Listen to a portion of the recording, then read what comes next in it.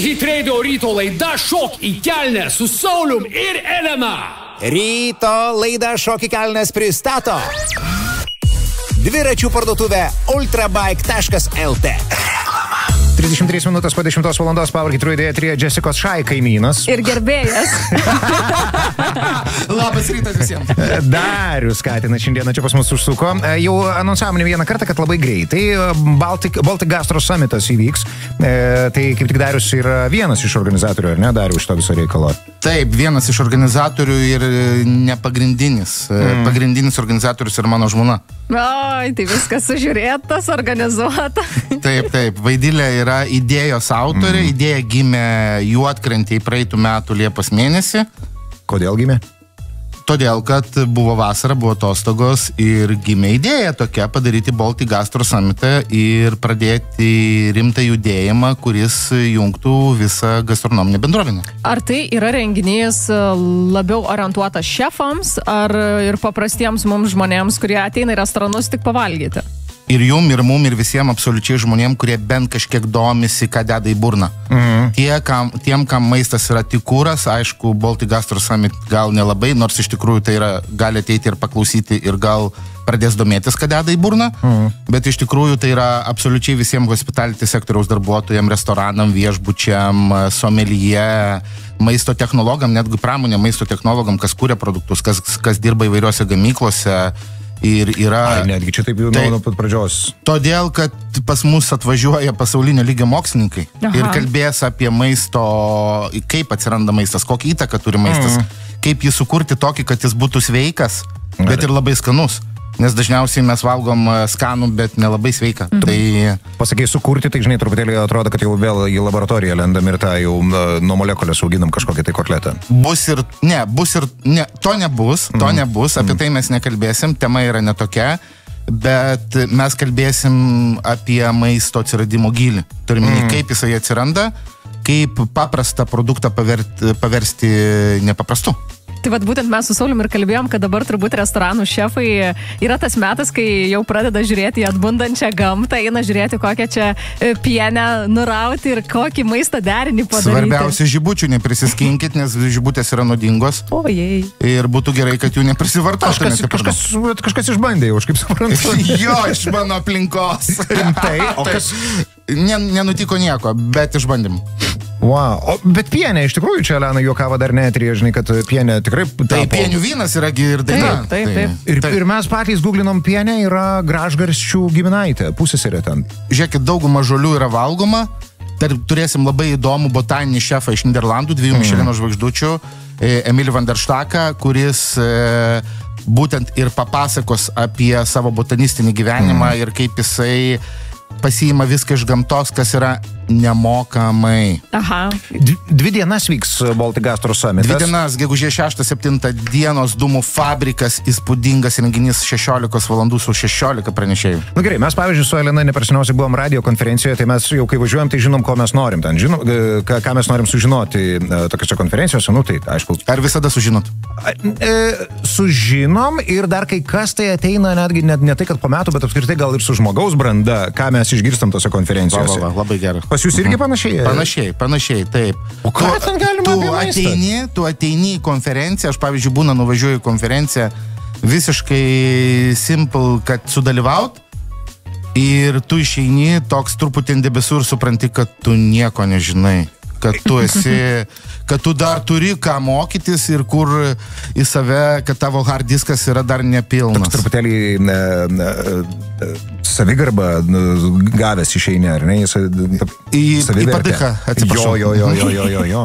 Nes tu galvoji, kad tu viską žinai. O jūs, šefai, arogantiški žmonės esat, nes žinai, kiek žiūri... Įvaizdis atrodo suformuotas yra toks, kad labai arogantiški, nors nuo pirmos akimirkos, kai pasisveikinom koridoriuje, toks paprastas šiltas žmogus. Ir kebabą, sakė, šiandien pusryčiams valgėm. Šitą nevalgiau, kebabą, sorry.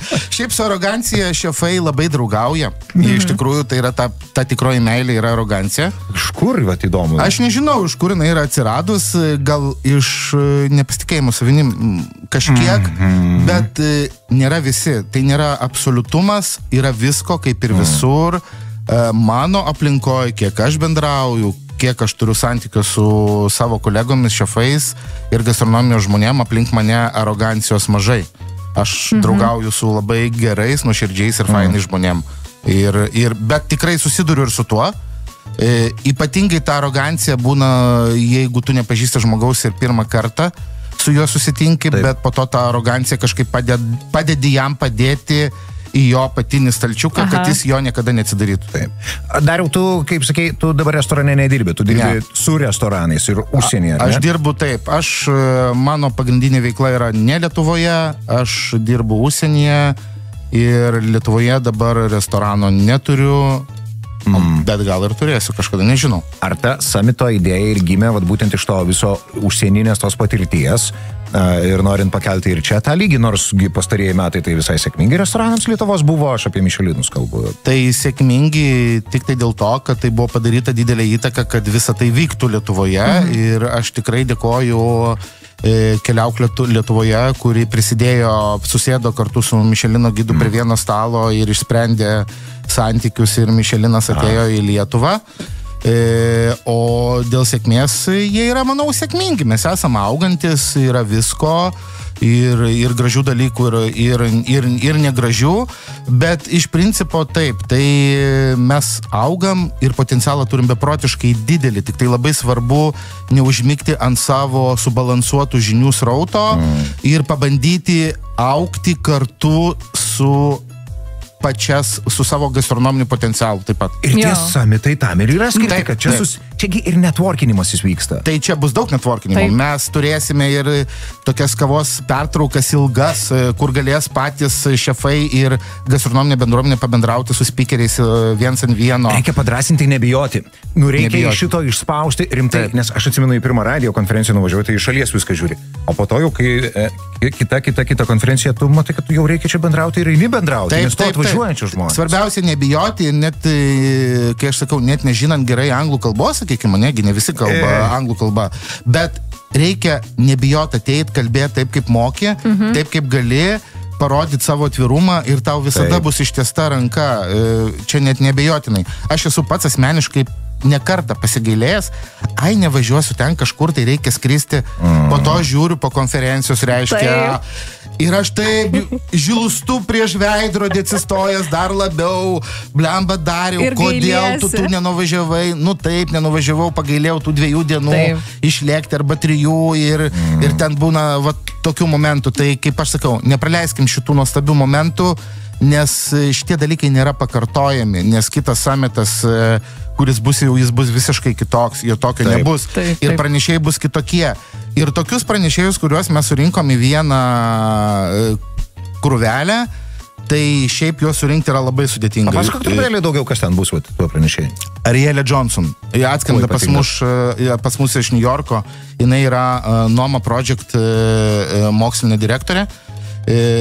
Tarp kitko, jinai yra tarp 50-tuko įtakingiausių gastronomijos žmonių formuojančio ateities gastronomiją pasaulyje. Ir jinai yra skonių mokslininkė. Jinai yra skonių mokslininkė. Ir jinai bus Vilniui. Ir jinai turi lietuviškų šaknų, jos proseneliai turi lietuviško kraujo. Tai mes turėsim dar vieną fainą bachuriuką Volterį Sidaravičių. Aš mačiau tą pavardę. Vokiečių kilmės lietuvis, kuris Ibicoj turi Viduržemio jūros omakasi stiliaus restoraną. Ir irgi atvyksta į Lietuvą, darys pleitinimą šefam, parodomąją demonstraciją. Kas yra pleitinimas? Parodomasis toks demonstravimas patiekalo. Darys pranešimą ir jo irgi seneliai yra iš Lietuvos ir jis čia dar porą dienų užsiliks, nori pabūti Vilniuje. Mums taip yra faina, kad mes atkapstom tokius fainus pranešėjus ir mes norime dar parodyti, kaip mes giliai lietuviai po visą pasaulį esame įsibarstę, įsitaškę ir kokius mes gerus rezultatus rodom, kaip mūsų vardai skamba, koks mūsų kraujo praskalavimas su kitais kraujais yra kokybiškas. Tai rezultatai labai geri. Ir čia vėlgi, žinai, apie tą networkinimąsi tada gali kalbėti, jau kai lietuvio kraujo turintis atvažiuoja, jam lengviau atsiverti ir, žinai, patarti. Taip. O aš noriu būti šefu jau, žinok. Tai ateik, pradžiai, pradedam nuo konferencijos. O ką daryti, jeigu rimtai, jaunuoliai kokie klauso ir svajoja apie tą darbą virtuvėje, restoranuose, ar mes turime Lietuvoje, kur to amato mokytis, ar į užsienį keliai veda? Pradėti visada, sakau, reikia nuo savo šalies. Tikrai turime keletą mokymų įstaigų, kuriuose yra galimybė mokytis ir tas mokslas jau yra labai kokybiškas. Per daugelį metų šefo profesija buvo prilyginama, aš labai negražiai pasakysiu tokiam kaip, tipo tarnas, tipo šefas, tarnas kažkoks, tipo padavėjas, kabutėse, kažkoks, tai darbininkas, tipo. Lauko virtuvėlės, žinai, virėjas. Bet iš tikrųjų šefo profesija yra prestižinė pasaulyje ir tokioj, pavyzdžiui, Prancūzijoje, Vokietijoje, jeigu eina šefas, visi atsistoja. Turiu, tai yra garbinga, prestižinė profesija. Ir mūsų, kaip Bocuse d'Or organizacijos tikslas, yra šitą profesiją Lietuvoje irgi aukštinti ir kelti į viršų. Tai mes turime Vilniuje, mes turime nuostabų partnerį Vesk mokyklą, kuri yra čia, tarp kitko, netoli jūsų Žirmūnuose. Vesk mokykla, taip, kurie ugdo šefus, augina šefus. Reklamavom ją. Mes reklamavom. Turbūt, gal reklamavot, nežinau. Tai jie augina šefus, jie turi atskirą dar tokį padalinį kartu su mumis kaip Talentų akademija, kur jau iš tos visų šefų šaikos, jaunųjų šefukų šaikos yra išrinkti didesnį arba didelį potencialą turintis ir su jais yra dirbama dar papildomai. Jiem yra duodami ir užsienio šefai, pas mus atvyksta, mes juos ir masterklasus pakviečiame mokymus. Ir jiem yra dar daugiau duodama, dar didesnė dozė mokslo. Ir aišku, kas yra svarbiausia, kad tu dozę gali duoti, bet labai svarbu, kad ta teisingai sušniokštų tą dozę. Įkvėptų giliai, taip. O čia rimtai restoranuose yra taip, kaip aš esu girdėjus, kad... Ne, nėra. Jeigu pradeda dirbti kažkoks jaunuolis, tai jo darbai prasidės greičiausiai nuo indų tvarkymo ir plovimo, tada keliaus prie daržovių ir mėsa bus paskutinis žingsnis, kada jau jis bus įrodęs, kad gerai pjausto, gerai daro ir panašiai. Ar čia mitai visiški? Tai žiūrėkit, kiekvienas darbas prasideda nuo to. Taigi statybininkų tu tampi pradedant nešiot pastolius. Iš karto neateini. Tai jeigu tu nemoki nuskusti gerai bulvių, tai ką tu toliau gali padaryti? Ir kaip tu tada dirbsi su komanda? Jeigu tavo bulvių nuskutimo koeficientas yra 50% lūpenų, tai koks tu tada? Kur tu toliau galėjai? Tai ką tu iš mėsos padarysi? Reiškia, iš nugarinės išimsi 2 cm filiuką. Nerėk, neskutam dar bulvių. Bet suprantu, žinai, kur kvadratinės būna bulvės. Lūpena ant tokios storumo. Ir kaip tu tada galėsi edukuoti savo kažkada būsimą pavaldinį, ar ne, darbuotoją, jeigu tu pats kapoji bulvės, o neskuti. Taip. Oho, arba svogūnų čiopinimas irgi testas. Bet samite mes bulvių lūp nemokinsim, mes duosim koncentruotą tokią esencijos dozę speakerių, kad galėtų žmonės likusius metus užsimotyvuoti ir perkelti visą tai į savo gyvenimus, į savo virtuvės. Aš tai nebūdamas šefas rekomenduoju labai. Baltic Gastro Summit, pasižiūrėkit. Čia įkrito klausimas nuo Sauliaus mūsų klausytojo. Kokia jūsų nuomonė apie Gordoną Ramsay? Mano nuomonė apie Gordoną Ramsay yra mano nuomonė. Bet aš gerbiu, žinokit, visus žmonės. Durnai pasakiau. Aš irgi galvoju. Ne, iš tikrųjų. Ne taip supratot. Neklausai jisai dabar, tu gali pasakyti. Jo, bet matai, teisti kitus. Šiaip jis yra savotiškai gražus vyras. Ačiū. Sako, įsijungiau Power transliaciją apie bulves. Taip, šiaip apie bulves. Dar reikia pasigaminti tas bulves gerai. Turite dar klausimų iš klausytojų irgi dėl to steiko. Jo, kaip iškepti gerą steiką? Ar kepti sausai, ar su sviestu ir ar reikia pamarinuoti, ar nereikia? Žiūrėkit, gerą mėsą marinuoti nereikia. Kepti taip, kaip nemoko YouTube'as reikia truputį kitaip. Apie kepimus mes čia kulinarinės laidos mes nedarysim, nes tada jums teks Džanluk atleisti šalia maisto. Bet jis tegul telike būna, mes pasišnekėsim čia. Tai aš visada sakau taip. Jeigu jūs norite sužinoti kažką apie gastronomiją, ateikite į Baltic Gastro Summitą, nuo ten ir pradėkite. Bet rimtai ten ir tokių bus, žinai? Ne, steikų mes nemokinsim kepti, čia aš juokai sakau, bet ten bus įdomių dalykų, dėsnių, kaip gaminti produktus ir kaip juos sujungti. Tai nuo to reikėtų pradėti. Šitas labai įdomu, kas sąveikauja tarpusavyje. Taip. Tai vat, tada jau išgirdus šitos dalykus ir steiką, žinosite, kaip iškepti pats. Čia irgi iš karto klausia Raimis, sako, kokia nuomonė, kai klientas, pavyzdžiui, paprašo well done steiko, tai kepti ar nekepti tokį? Aš nekepčiau. Sugadinta mėsa? Taip.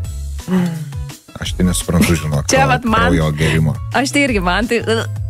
Tai nevalgykit steikų, valgykit taip, karbonadą, taip. nu ir viskas. Taip. Kam užsisakyti steiką, Taip. jeigu tu nori kažkokį tai kaladę suvalgyti? Nu tai kam tą kaladę valgyti? Tai kaip sakyti, negriauškit tos medienos, pasimkit karbonadą džiuvėsėliuose arba išdaužytą šniceliuką. Paniruotą. Arba užvažiuokim į Panevėžį suvalgyti po Čičinską gerą.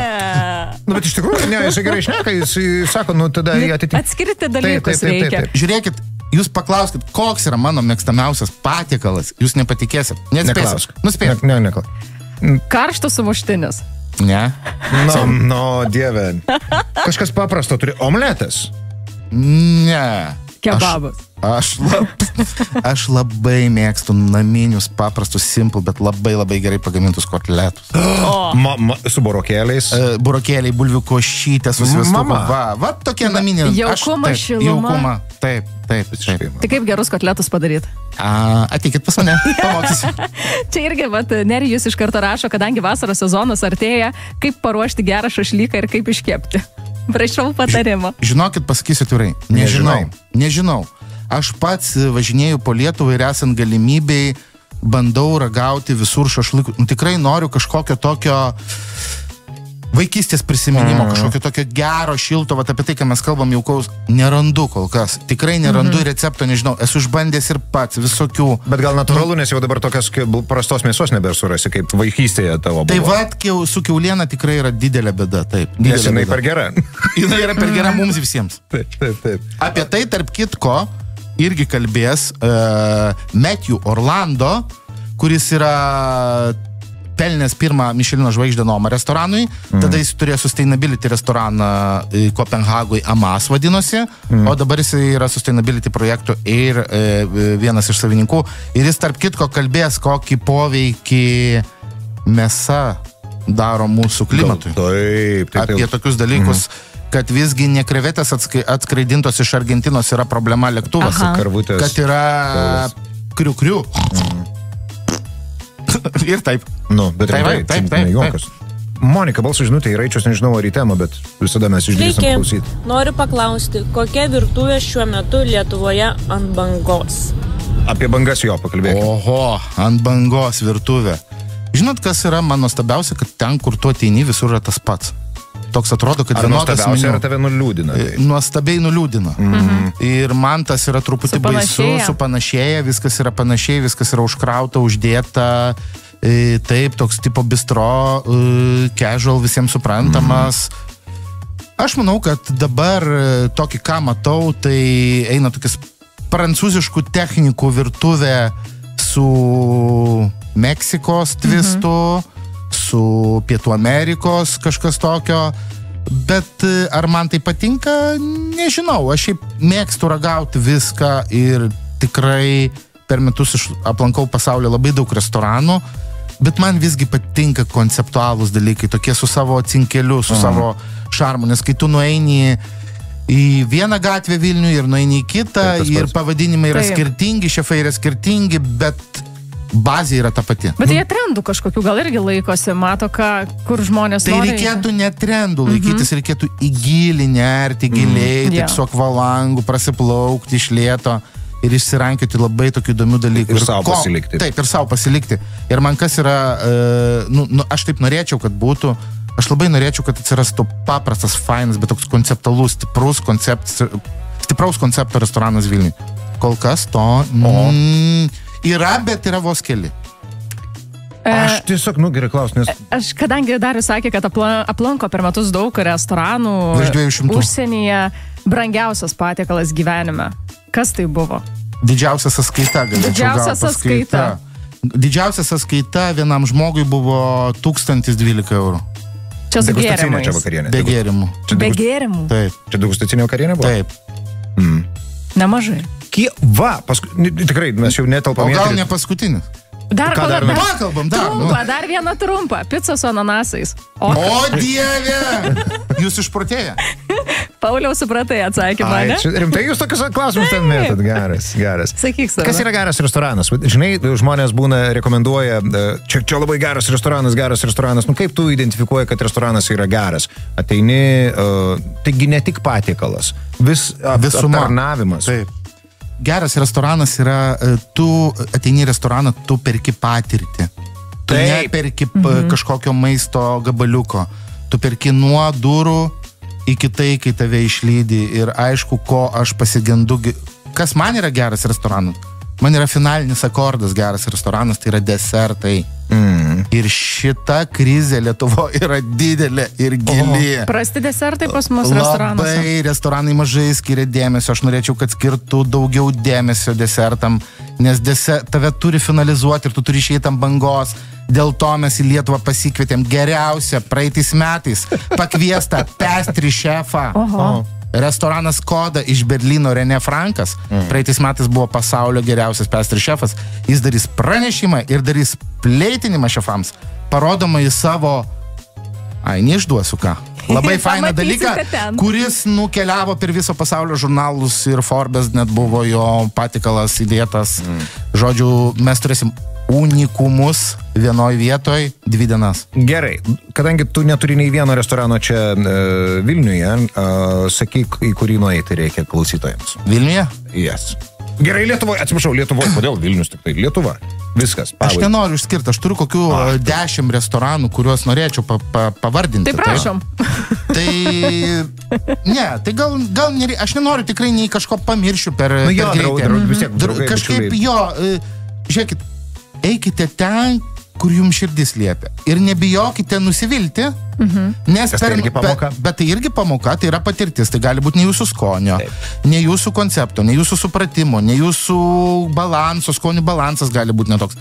Bet žinokit, jūs eikite į gastronomiją kaip į teatrą, nes gastronomija yra menas.